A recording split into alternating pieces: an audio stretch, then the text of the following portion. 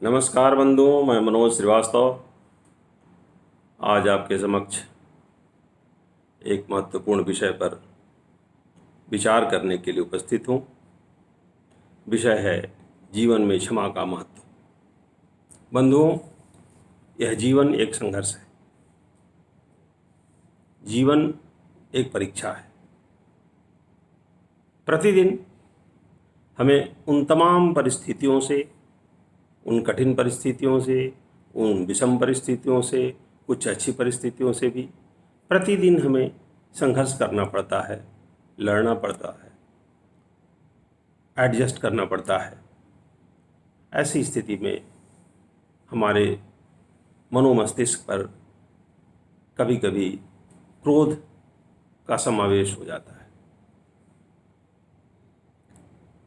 कई व्यक्ति, कई लोग हमारे साथ कुछ ऐसा कर देते हैं जिस पर हमें क्रोध आता है, और फिर उस क्रोध के पश्चात हमारे मन में प्रतिशोध की भावना आती है, और फिर हम मानसिक रूप से उद्वेलित हो जाते हैं, उद्विग्न हो जाते हैं, और कभी कभी प्रतिशोध भी ले लेते हैं, जिसका परिणाम अंततः हमारे लिए नुकसानदायक होता है। अंततः हमारे लिए वो कष्टकर होता है। हमें बाद में अफसोस भी होता है कि बात बहुत छोटी थी।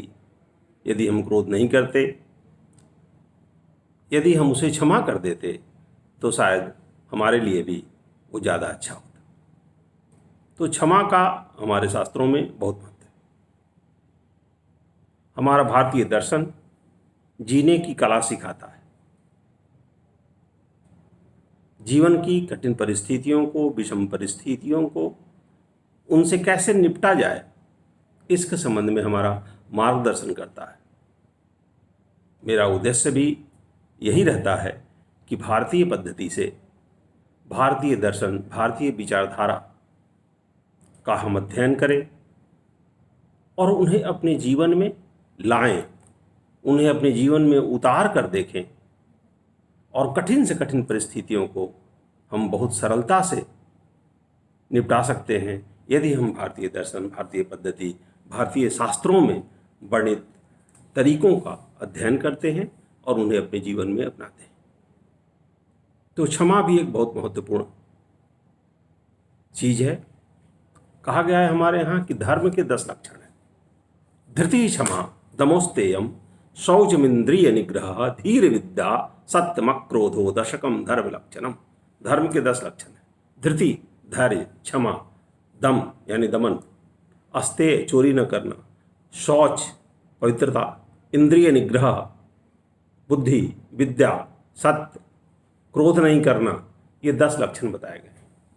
ये सिर्फ 10 लक्षण नहीं है, जीवन के 10 सूत्र हैं।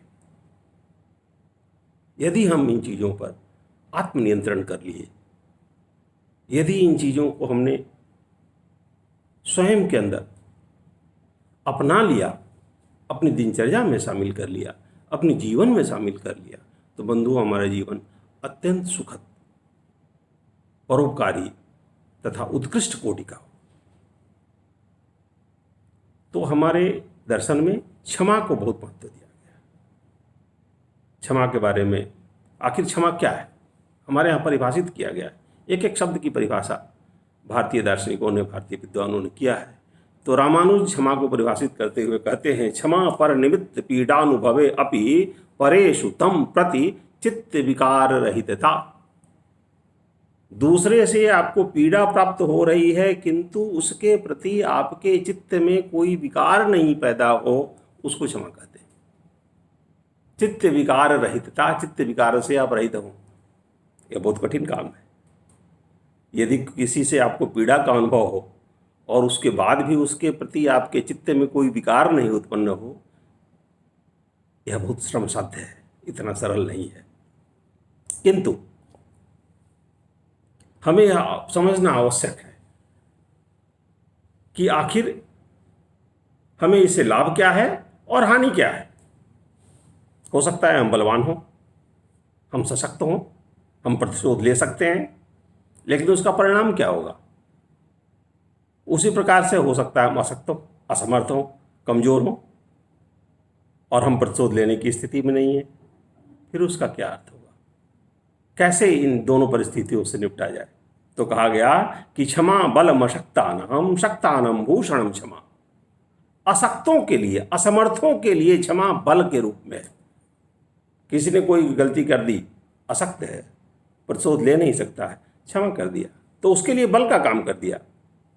और जो सशक्त है उसके लिए भूषण है। शक्तानम भूषणम क्षमा। उसने कहा अच्छा ठीक है जान दो, उसने उसको नजरअंदाज कर दिया, इग्नोर कर दिया, तो उसके लिए ये भूषण आभूषण बन गया। और क्षमा वशीकृते लोके क्षमया किम न सिद्ध्यति। क्षमा ने पूरी दुनिया को अपने वश में किया हुआ है और क्षमा से सब कुछ सिद्ध हो सकता है।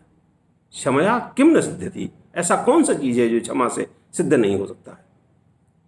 इतनी बड़ी भावना है। यदि हमें इसे अपने मस्तिष्क में उतार लें तो हमारा हित होगा, हमारा हित होगा, समाज का हित होगा। उन तमाम मानसिक परेशानियों से हम बच जाएंगे जो अन्यथा संभव नहीं था। कहा गया नीति शतक में, शांतिश्चेत कवचेन किम किमर्हि क्रोधोस्ति चेद्देहिनाम।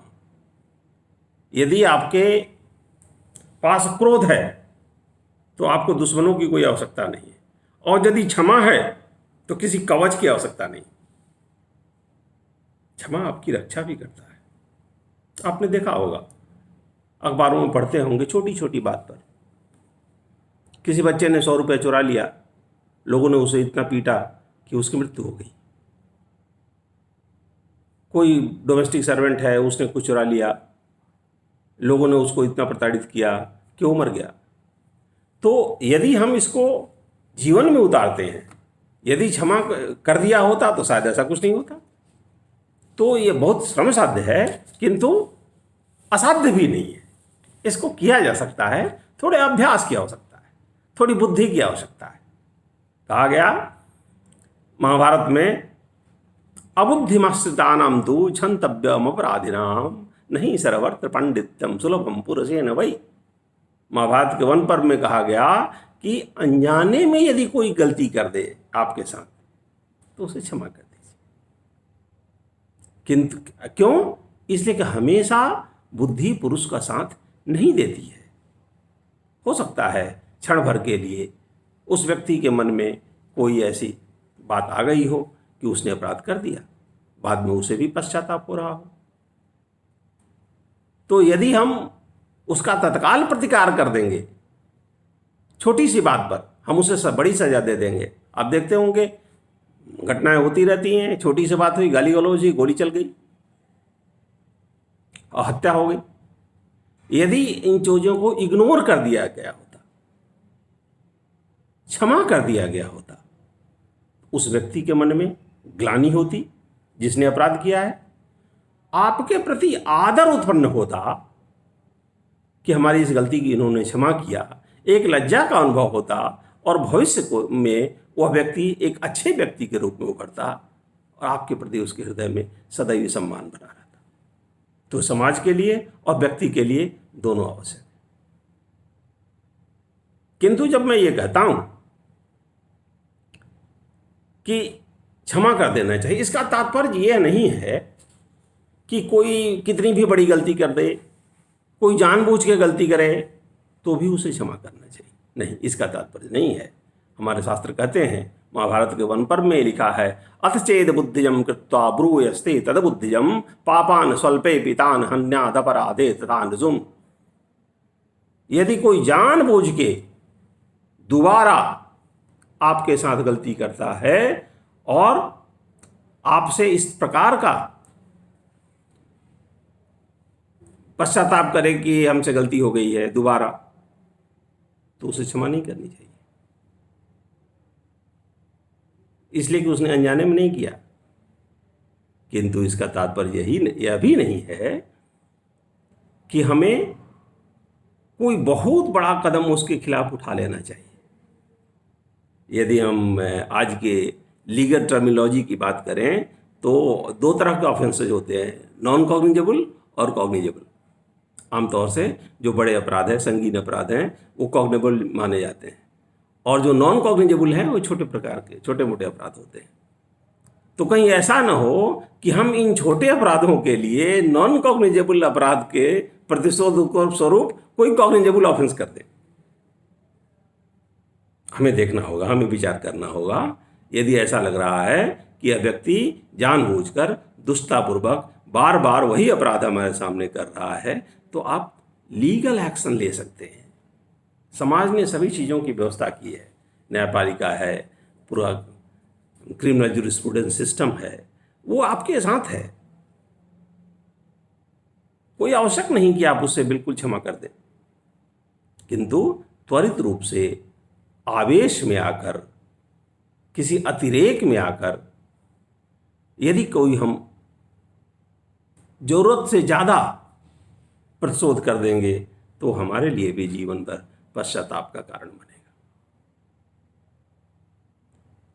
और क्षमा करना चाहिए, बहुत अच्छी बात है, किंतु हमारा दर्शन ये भी नहीं कहता है कि यदि शत्रु आपके सीमा में आक्रमण कर दे तो भी आप कुछ न करें। यदि कोई बहुत बड़ा दुर्दांत अपराधी जनता में भय और अत्याचार का माहौल पैदा कर दे तो भी हम कुछ न करें, ऐसा भी नहीं है। फिर उसे अवश्य दंड देना चाहिए। वाल्मीकि रामायण में बहुत सुंदर प्रसंग आता है, जब ताड़का का वध करने के लिए महर्षि विश्वामित्र राम को बोलते हैं तो क्या कहते हैं? नृशंस मनिशंसम वा प्रजा रक्षण कारणात् पातकम वा सदोषो वा कर्तव्यम रक्षता सदा।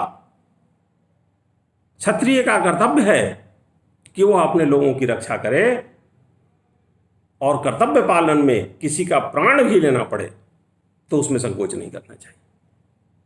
तो हमारा दर्शन ऐसा नहीं सिर्फ यही बताता है कि क्षमा कर दीजिए, कुछ भी हो जाए क्षमा कर दीजिए। कोई बहुत गंभीर बात हो जाए, कोई जघन्य चीज हो जाए, कोई देश रक्षा की बात आ जाए, कोई प्राण रक्षा की बात आ जाए, फिर वहाँ क्षमा करने से काम नहीं चलेगा। फिर उसके लिए तो हमें प्रतिकार करना पड़ेगा। किंतु सामान्य अनुक्रम में हमें क्षमा का अनुसरण करना चाहिए। और ये क्षमा, जैसा कि मैंने कहा, बहुत श्रमसाध्य है। ऐसा नहीं कि बिल्कुल हर आदमी क्षमाशील ही हो जाता है। आज के माहौल में तो ठीक इसके विपरीत है। क्षमा बहुत कम हो गया है, क्रोध बहुत ज़्यादा हो गया है। अतः हमें इसका अभ्यास करना पड़ेगा। भगवद गीता में भगवान ने कहा कि तेज क्षमा धृति शौच मद्रोहो नातिमानिता भवन्ति संपदम दैवी अभिजातस्य भारत। हे अर्जुन, तेज, क्षमा, धैर्य, शौच, वैर भाव का न होना और मान न चाहना, ये दैवी कृपा से व्यक्तियों को प्राप्त होने वाले गुण हैं। ये सामान्य आदमी को प्राप्त नहीं हो सकता, ये दैवी कृपा से प्राप्त हो सकते हैं। तात्पर्य है कि यदि हम अपने भीतर सकारात्मक बातों को रखेंगे, सकारात्मक दिशा में सोचेंगे, सम्यक विचारधारा से चलेंगे, तभी ये चीज़ें हमारे मस्तिष्क में आ सकती हैं और आने के बाद हमारा मार्गदर्शन करेंगी, हमारे क्रियाकलापों को प्रभावित करेंगी और हमारा जीवन सुगम होगा, सरल होगा।